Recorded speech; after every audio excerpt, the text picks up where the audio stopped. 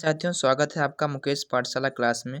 साथियों, इसमें जो आरआरबी, आरपीएफ, एसआई का एग्ज़ाम चल रहा है और एलएलपी का एग्ज़ाम ख़त्म हो गया है, उसका मैं बताऊंगा कि कितने पर कट ऑफ जाएगी, कितने पर नहीं जाएगी। अभी तो बच्चों का एनालिसिस मिल चुका है, लेकिन एक वीडियो ज़रूर लेके आऊँगा। और आरआरबी, आरपीएफ का जो एग्ज़ाम चल रहा है, उसमें रीजनिंग और मैथ एकदम बेसिक आ रहा है। एकदम बेसिक नहीं, लेकिन जो भाई पढ़े हैं उनके लिए तो अच्छा है, और जो नहीं पढ़े हैं उनके लिए ठीक नहीं है। तो लगभग अभी तो कुछ बच्चों का कहना है कि 80 प्लस 80 प्लस क्वेश्चन मैंने कर चुका हूँ। 80 प्लस और 90 तक बच्चे कह रहे हैं कि करने लायक है। उसमें जो पूछा जा रहा है जीके एंड जीएस से, ये टफ नहीं पूछा जा रहा है। करंट अफेयर का इसी साल का पूछा जा रहा है, ना कि अलग से हटके पूछा जा रहा है। और रीजनिंग भी अच्छी खासी नहीं पूछी जा रही है, मतलब ठीक पूछी जा रही है, अच्छे लेवल से, ज़्यादा नहीं कि घुमा फिरा कर पूछा जा रहा है। और जो एक बात और है, जो एग्ज़ाम हो रहा है वो टॉपिक वाइज हो रहा है, यानी कि अगर जीके खुला है तो जीके, मैथ, रीजनिंग मिक्सचर नहीं हो रहा है, एक एक पार्ट चल रहा है। तो सबसे पहले आपको इसमें फ़ायदा है। दूसरी बात, अगर आप हमारे चैनल पर नए हैं तो प्लीज़ चैनल को सब्सक्राइब जरूर करके अपने दोस्तों के साथ शेयर करें और एक लाइक ज़रूर कर दें। ये जो क्लास होगी ये समथिंग बड़ी होगी, क्योंकि इसमें हम रीजनिंग और जीके दोनों साथ में लेके चल रहा हूँ। इसीलिए क्लास ये आपकी बड़ी हो जाएगी।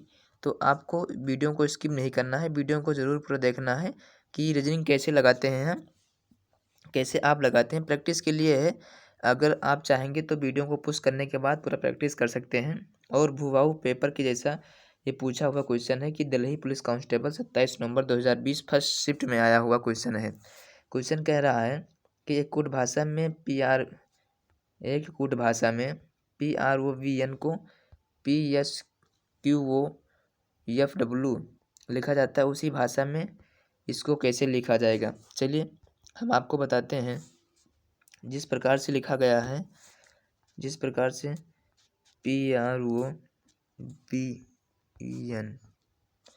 बहुत आसान तरीके से बताएंगे हम। एक मिनट, अच्छे से लिखने गया है। PROVN,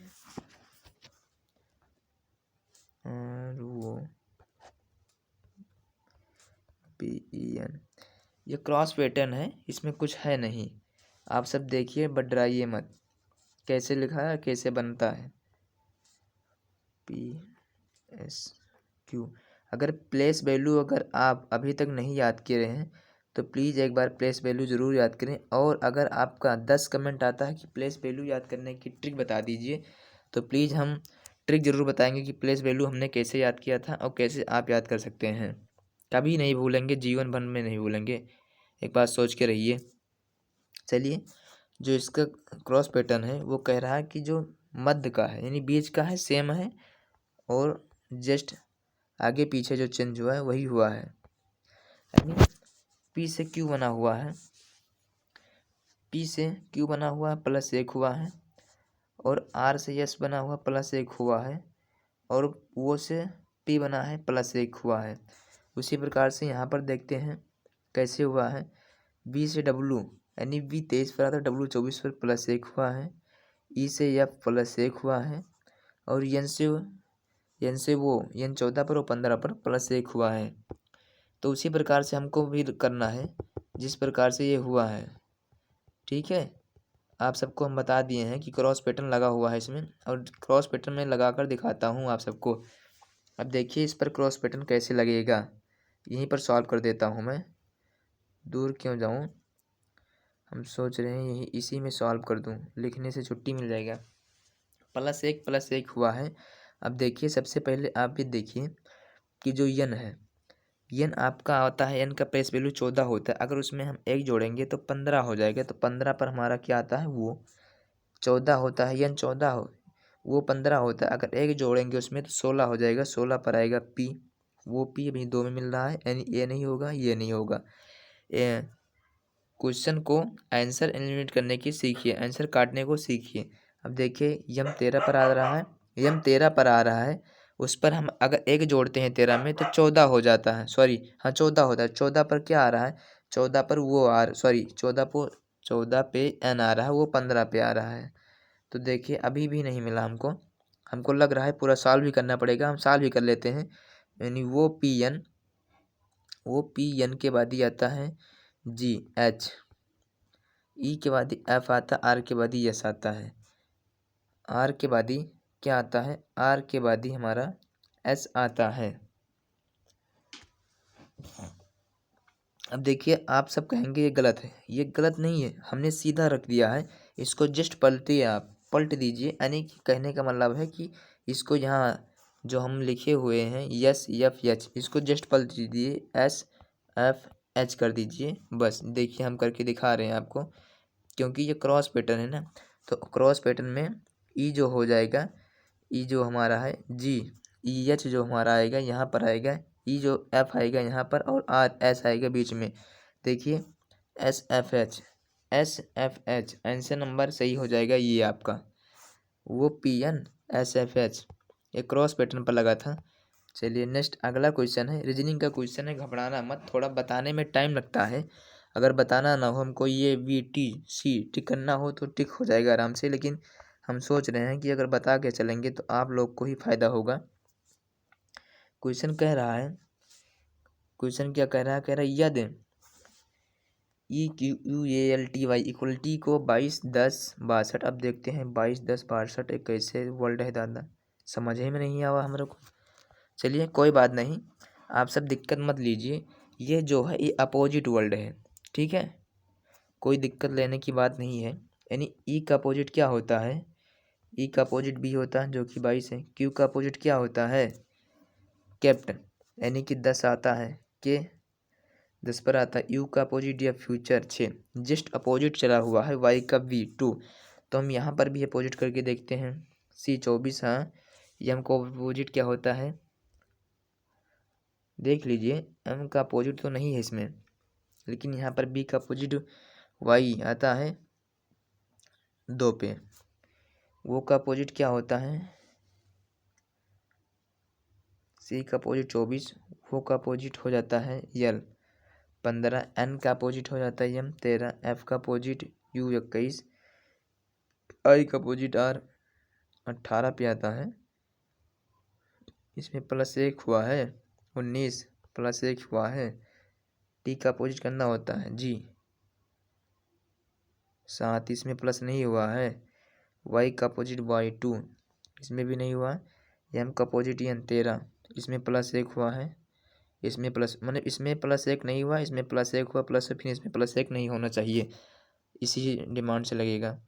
चलिए इसको बताता हूँ मैं, उसी प्रकार से आर का अपोजिट कीजिए, आई 9 पे होता है, ई का अपोजिट बी 22 पे होता है, एस का अपोजिट एच 8 पे आता है, ओ का अपोजिट यल 12 पे आता है, एफ का अपोजिट यू का अपोजिट एफ 6 पर आता है, ई का आर का अपोजिट आई 9 पे होता है, सी का अपोजिट एक्स 24 पे आता है, लेकिन अगर उसमें एक जोड़ेंगे तो क्या हो जाएगा 25 हो जाएगा, अगर जोड़ेंगे तो क्या हो जाएगा 25 हो जाएगा, ठीक है। और ई का अपोजिट बी 22 पे होता है, उसको जोड़ेंगे तो 24 हो जाएगा, यानी कि 24 22 जोड़ेंगे तो 24 हो जाएगा, ठीक है।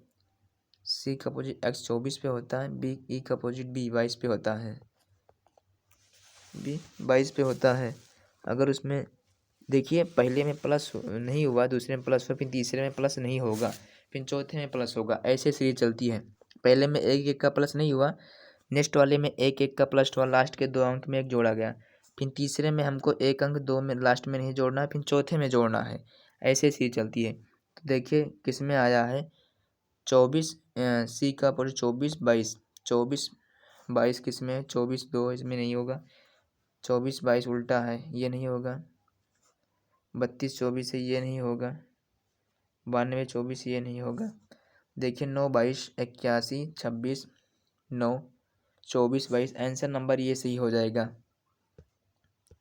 चलिए नेक्स्ट क्वेश्चन, जो इसका आंसर नंबर ये सही हो जाएगा, अपोजिट किया हूँ मैं, देख लीजिए आप सब देखिए, एकदम भागिए मत, क्लास को पूरा देखिए, मज़ा आएगा देखने में। एक कूट भाषा में DYNASTY डेंसिटी को NYD यानी पलट दिया गया है, जस्ट अपोजिट, मतलब अक्षर का इधर से उधर किया गया है, पलटा गया। जैसे यहाँ DYN है तो यहाँ पर कहते हैं NYD, यानी कि दो यानी कि पूरी पूरी सीरीज जो मेरी 7 की है और 7 में जो मध्य का स्थान है उसको मैं स्लैब एक ही उसी स्थान पर रखा हूँ और जस्ट अदल बदल दिया हूँ। तो उसी प्रकार से हम इसमें भी मेरे 7 हैं, मध्य का स्थान उसी पर कर देंगे P और हम अदल बदल देंगे, यस करेंगे, ई करेंगे और आर करेंगे। यस ER हो गया। उसके बाद DNO, yes ER, yes ER, yes ER, PUC पर है DNO। आंसर नंबर ये सही हो जाएगा इसका। चलिए अगला क्वेश्चन जो कह रहा है मेरा, अगला क्वेश्चन मेरा कह रहा है, नेक्स्ट क्वेश्चन जो कह रहा है कि एक कूट भाषा में PARRRLM को कैसे लिखा जाता है। मतलब इधर ऐसे लिखा जाता है तो देखिए उसी कूट भाषा में CUCKOO को कैसे लिखा जाएगा। देखिए सब दिल्ली पुलिस कांस्टेबल 28 नवंबर 2020 शिफ्ट ए में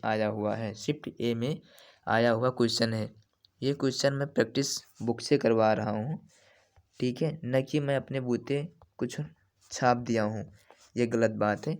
जो बुक में लिखा है वही सब मैं PPT बनाया हूँ।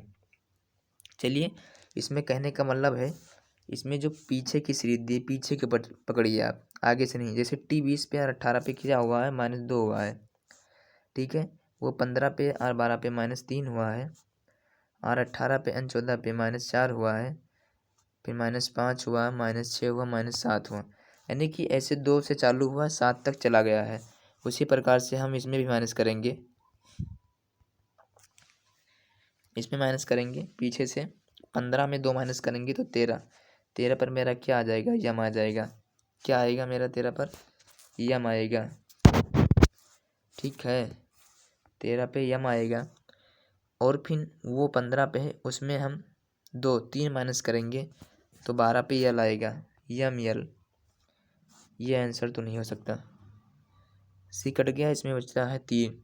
चलिए के आपका आता है 11 पे, अगर उसमें से हम 4 माइनस करते हैं तो 7 पे आता है जी, फिर 5 माइनस करते हैं, सी आता है मेरा कितने पे, 27, 28, 29 पे आता है। सी आता है किसमें, 29 पे आता है। अगर 29 में से 5 माइनस करेंगे अगर 29 है -5 करेंगे तो 24 यानी 4 हो जाएगा, जो कि आएगा मेरा यक्स।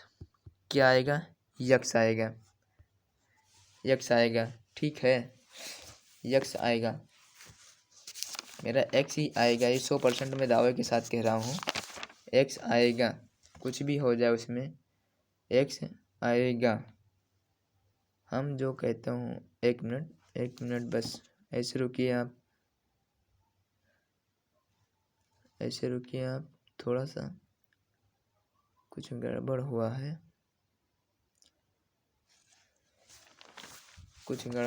देख लेता हूँ मैं, कोई दिक्कत नहीं, अच्छे से बताऊँगा, ठीक है। अब उसके बाद सी हुआ है, यहाँ पर 5 माइनस हुआ है, यू आपका क्या है 21 में से अगर 6 माइनस हो जाएगा तो 15 पर आएगा वो। सी फिर आया है आपका 29 पे, अगर 29 माइनस 7 हो गया तो 22 पे आएगा बी, जो कि आंसर नंबर ये में है पूरा। देखिए मैं आपको बुक से नहीं छपा रहा हूँ कि इसका आंसर ये होगा, बी होगा, आपके सामने मैं प्रूव करके दिखा रहा हूँ कि आप भी अगर किसी बुक से प्रैक्टिस करें तो उसमें आप भयभीत ना हुए, कैसे प्रैक्टिस करना है। तो इसी प्रकार से मैं कह रहा हूँ, प्लीज़ अगर वीडियो पर अभी नए हैं तो चैनल को सब्सक्राइब करके दोस्तों के साथ अपने शेयर करें और एक लाइक करें, मेरा भी सपोर्ट करें, जैसे हर यूट्यूबर का सपोर्ट करते हैं वैसे मेरा भी सपोर्ट करें प्लीज़, अगर आपके लिए मैं कुछ थोड़ा बहुत अच्छा कर पा रहा हूँ तो।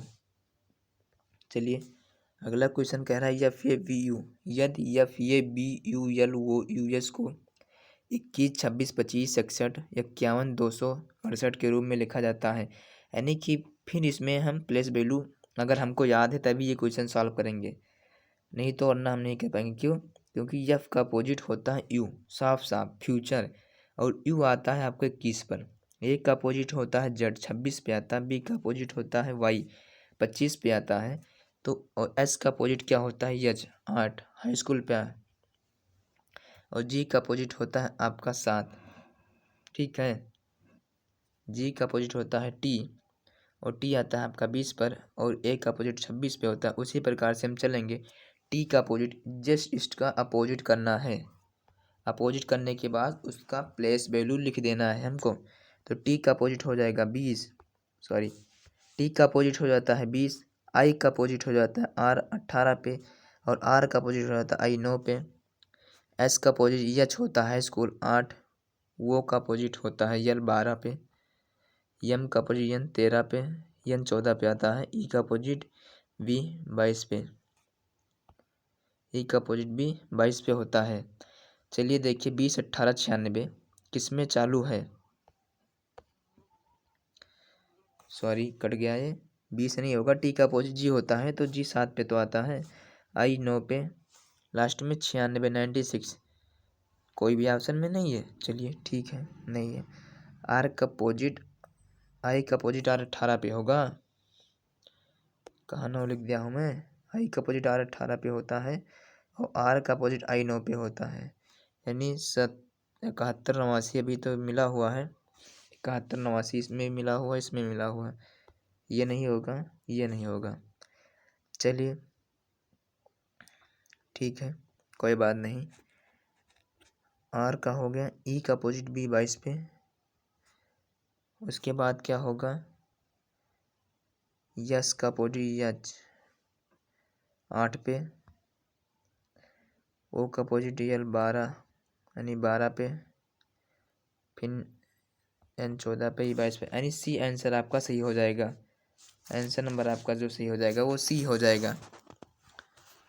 चलिए नेक्स्ट अगला क्वेश्चन जो कह रहा है मेरा, अगला क्वेश्चन क्या कह रहा है, एक निश्चित कोड भाषा में होम को क्या, होम को यल ई जे बी के रूप में लिखा जाता है, तो उसी कोड भाषा में कैसे कैसे लिखेंगे। यानी इसका कहने का मतलब है कि हम होम को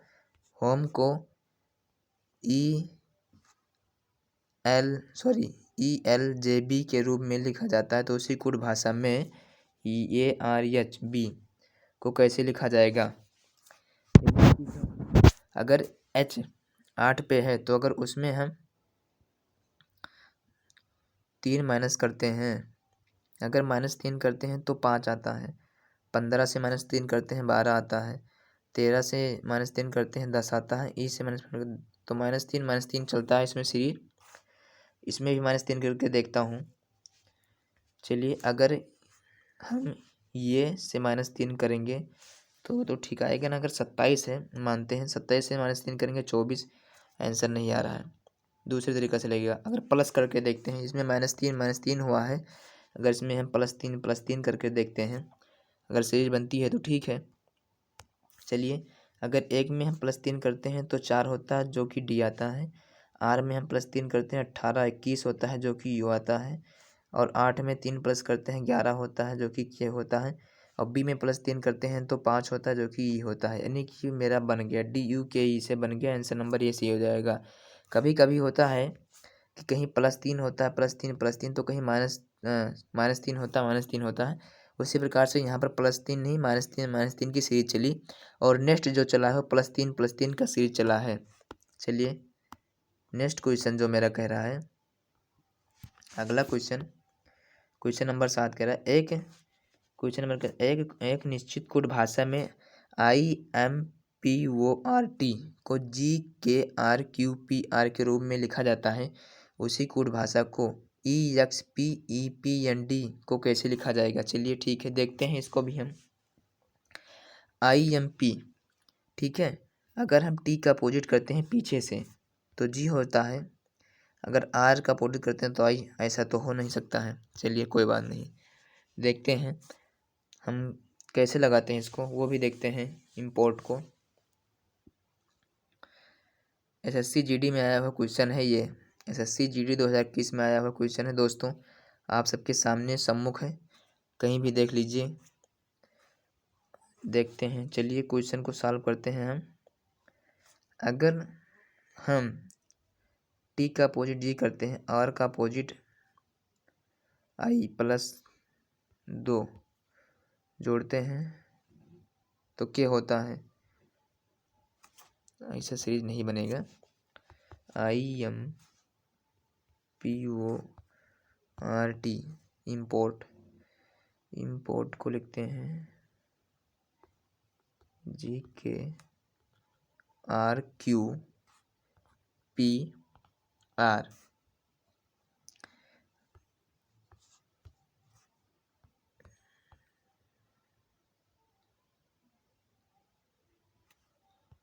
ऐसा भी सीरीज नहीं बनता है, कोई बात नहीं भाई साहब, घबराने की बात नहीं है। लगता है सब क्वेश्चन लगता है, थोड़ा टाइम लगता है भाई साहब, हम भी पढ़ाते हैं, कुछ भगवान तो है नहीं कि सीख के आए हैं। देखते हैं, लगेगा ज़रूर, ये दावे के साथ है।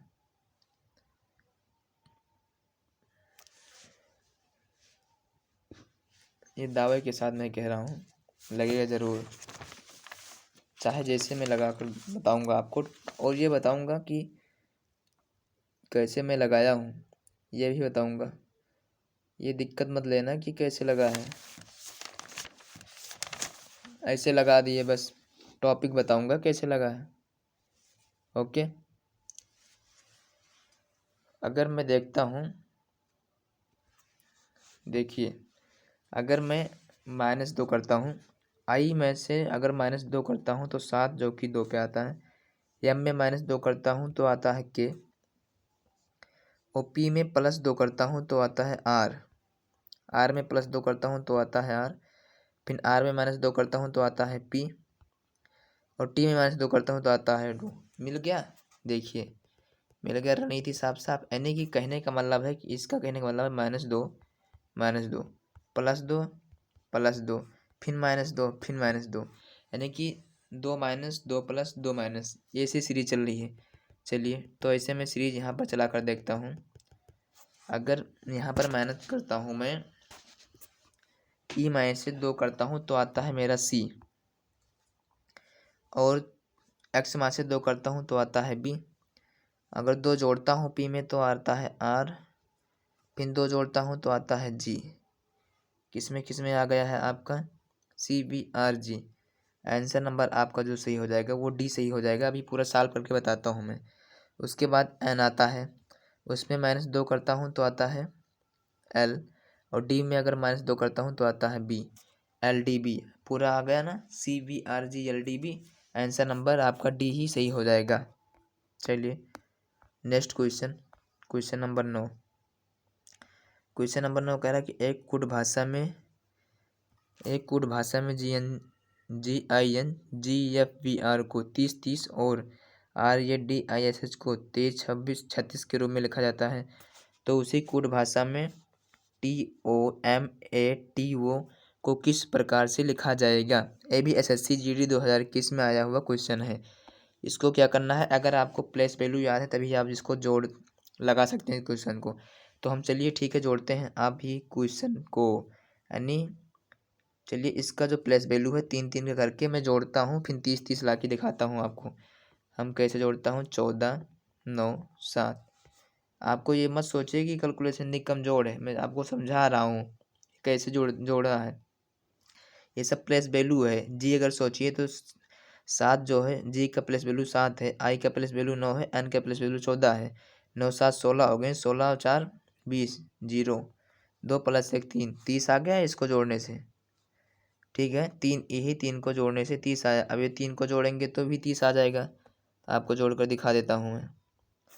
ठीक है, 18 5 7, देखिए कोई 8 5 13 और 13 7 20, 0 हासिल आए 2 और 1 ये 3, यानी 30 मेरा आ गया जोड़ के। चलिए तो अगला प्लेस वैल्यू भी मैं जोड़ सकता हूँ इसी प्रकार से।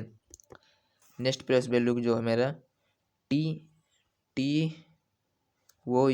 TOMATO, यानी 20 15 13, यानी 20 15 13 जोड़ेंगे ना तो 5 3 8 हो जाएगा, 2 2 4 1 5, यानी 58। 58 किस में है, ऐसा कुछ है कहीं पर? नहीं, ऐसा कुछ नहीं है, हमने गलत कुछ लिख दिया, सॉरी। 20, 1 मिनट, 20, 15, 13, 5, 3, 8 हो गए। 2, 2, 4 यानी 48 एक ही में आता है, तो इसका आंसर नंबर डी सही हो जाएगा। चलिए आपके संतुष्टि के लिए मैं 36 भी लाकर दिखाता हूँ। 20, 15, ये 1 पर आता है, 5, 1, 6, 2, 3, 36 आ गया। जो इसका आंसर नंबर सही हो जाएगा वो सही हो जाएगा डी। क्वेश्चन नंबर 9 की तरफ चलता हूँ मैं।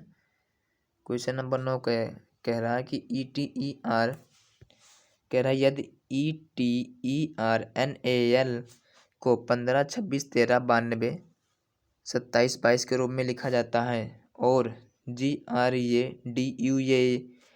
को 15, 26, 62, 32, 69, 20 के रूप में लिखा जाता है, तो ये DVNCE को किस रूप में लिखा जाएगा, किस रूप में लिखा जाएगा। चलिए देखते हूँ, इसका अपोजिट करके देखता हूँ पहले। अगर प्लेस वैल्यू याद है तभी इसीलिए कह रहे हैं कि प्लीज़ आप प्लेस वैल्यू एक बार ज़रूर याद करिए। हमको लग रहा है इसको प्लेस वैल्यू याद करने से भी नहीं लगेगा। देखता हूँ, अगर L में +3 करता हूँ तो 15 होता है, लेकिन A तो 26 है, कैसे होगा। कोई बात नहीं, दूसरे तरीके से लगता है ये, उसको लगाऊंगा मैं। E का अपोजिट B जो कि 22 है, T का अपोजिट G जो कि 27 है, यानी कि इसका यहाँ से जुड़ा हुआ है, सबसे लास्ट से जोड़े हुए हैं 27। E का अपोजिट B 22, आगे से शुरू किए हैं, पीछे से प्लस वैल्यू उठाए हैं। L का अपोजिट वो 15 पे, A का अपोजिट भी 26 पे। चलिए मिल गया, जस्ट अपोजिट ही है। इसमें देख लीजिए, G का अपोजिट T 20 है, L का वो 15 है। हाँ मिल गया। तो इसी प्रकार से इसमें भी करते हैं। E का अपोजिट 22, C का अपोजिट 24, N का अपोजिट 13, A का अपोजिट 26। ढंग से लिख दूं मैं, नहीं तो आप सब कहोगे कि लिखना भी नहीं आता है इनको। ठीक है, A का अपोजिट E का अपोजिट B 22, C का अपोजिट 24, E का अपोजिट 13, E का अपोजिट क्या है 13। 22, 24, 13 किस में है, 22, 24, 13, 22, 24, 13, 22, 31 ये नहीं हो सकता, 22, 13, 42 ये नहीं हो सकता। 2 बचता है, ये और D। देखता हूँ 3 हो गया है। ठीक है, ECN हो गया है 1, 26, 26 इसमें भी है, 26 इसमें भी है। ठीक है, B का अपोजिट D 5 इसमें भी है, 5 इसमें भी है। D का अपोजिट W 23, हाँ 23 इसमें भी है, एक अपोजिट 26। चलिए ये आंसर नंबर डी हो जाएगा, क्योंकि यहाँ 36 है, यहाँ 26 है, लास्ट में 26 होना चाहिए। आंसर नंबर आपका जो सही हो जाएगा वो डी सही हो जाएगा। जस्ट अपोजिट है, प्लेस वैल्यू याद होइए तो बहुत आराम से लग जाएगा एग्जाम में। हमको लगाना होते तो लगा देंगे, बट आप सबको समझा रहे हैं। मैं पहले बताया था कि ये क्वेश्चन थोड़ी वीडियो लॉन्ग हो जाएगी, तो प्लीज़ वीडियो को स्किप नहीं करना, बिना स्किप करने इसको देखना, क्योंकि ये मतलब छोटा क्वेश्चन नहीं है। सब क्वेश्चन जो है इम्पोर्टेंट है, सब दिल्ली पुलिस में आए हुए क्वेश्चन हैं, जो कि दिल्ली पुलिस की भर्ती जनवरी में आ रही है। और रीजनिंग जहाँ कहीं पूछी जा रही है एक ही समान पूछी जा रही है, रीजनिंग में कोई बदलाव नहीं होता। जिस प्रकार से हिंदी होती है कि हिंदी में कोई चेंज नहीं होता, उसी प्रकार रीजनिंग में होता है। बस क्या होता है ना, इधर से उधर रहते हैं, प्लस वैल्यू याद है तो आराम से लग जाएंगे। चलिए नेक्स्ट क्वेश्चन है DAG। अभी देखिए DAG ADG यानी ये कैसे लगेगा, GNOSE। सोचिए और बताइए, कमेंट ज़रूर करिए। अगर प्लीज़ अभी तक वीडियो लाइक नहीं किए तो वीडियो को एक बार लाइक करके सब्सक्राइब ज़रूर करें, और अपने दोस्तों के साथ शेयर ज़रूर करें, क्योंकि हम भी इंसान ही हैं। अगर थोड़ा सपोर्ट करेंगे तो कोई दिक्कत नहीं है। लड़कियों का सपोर्ट कर देते हैं आप सब, बुरा मत मानना बहनें, क्योंकि मेरी बहनें भी वीडियो को देख रही हैं। चलिए DAG, इसका मैं आपको बता दूं तो ये मतलब ABCD का जो अक्षर है उसी के अनुसार अकॉर्डिंग चला हुआ है, यानी ABC। देखिए साफ साफ लिखा हुआ है इसमें DAG, यानी ए से उठाई हुई ये DEGINOS। इसमें देखिए अभी हम आपको उठाकर दिखा देता हूँ। सबसे यही मैसेज छाट के लिखना है। सबसे पहले आपको करना है ये, फिर आपका B कहीं नहीं है, AB कहीं नहीं है ना, पूरा पढ़ लीजिए। C नहीं है, D नहीं है, E है, E करिए, ये E, F नहीं है कहीं, G नहीं है, H नहीं है, I नहीं है, J K L, L है, M N O है, P Q R है, S T, ठीक है, L M N O है।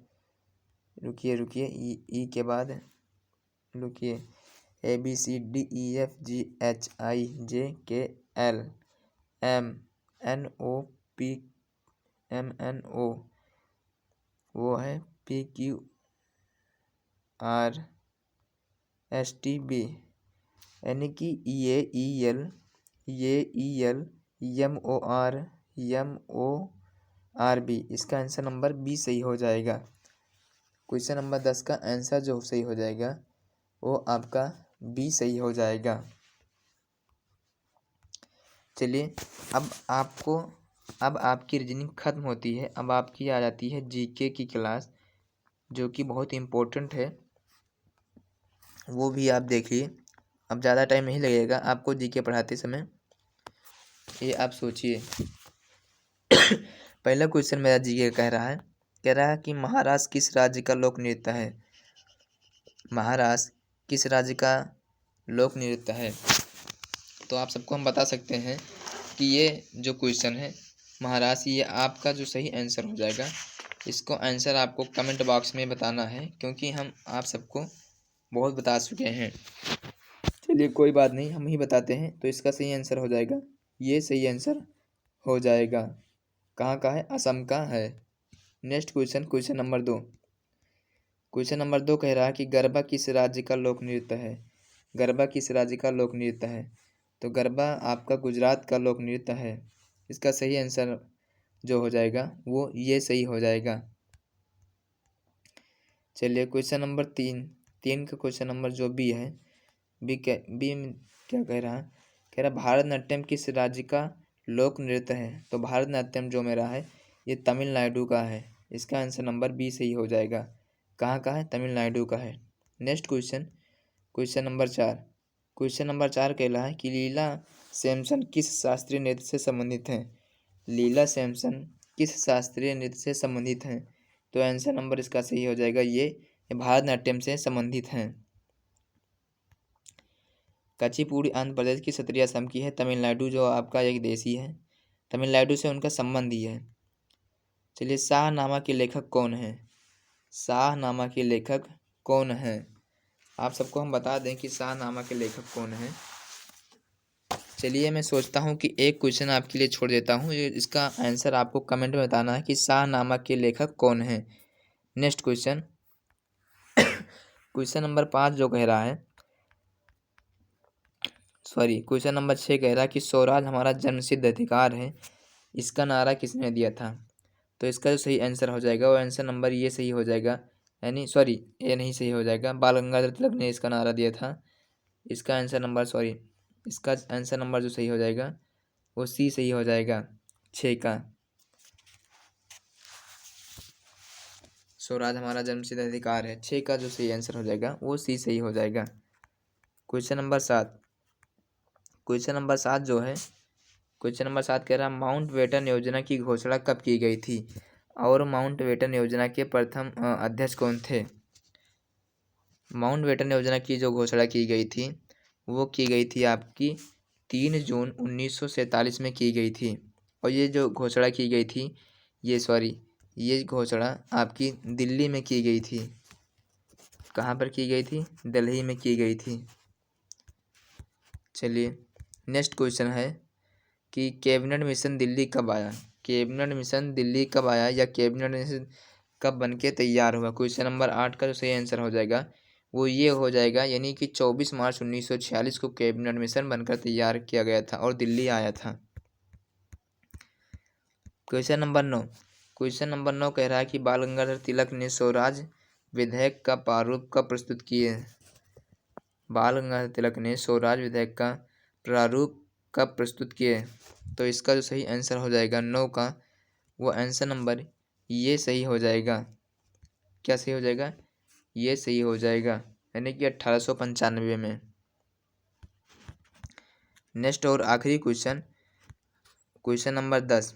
क्वेश्चन नंबर 10 कह रहा है कि संविधान सभा की पहली बैठक कब हुई और कहाँ पर हुई। संविधान सभा की जो पहली बैठक हुई है वो 9 दिसंबर 1946 को की गई थी। और जो पहली बैठक की गई थी, इसके अध्यक्ष कौन थे? इसके अध्यक्ष थे सच्चिदानंद सिन्हानंद वासुदेव। सॉरी, वो नहीं है। इसके अस्थायी अध्यक्ष थे। संविधान सभा की पहली बैठक कब और कहाँ की? 9 दिसंबर 1946 को की गई थी। इसके अस्थायी अध्यक्ष बनाया गया था, सिन्हा जी को बनाया गया था। उसके बाद फिर 1947 को राजेंद्र नाथ प्रसाद को संविधान सभा की अस्थायी अध्यक्ष बनाया गया था। चलिए हम आपको बता दें साथियों, अगर आप हमारे चैनल पर नए हैं तो प्लीज़ चैनल को सब्सक्राइब एक बार ज़रूर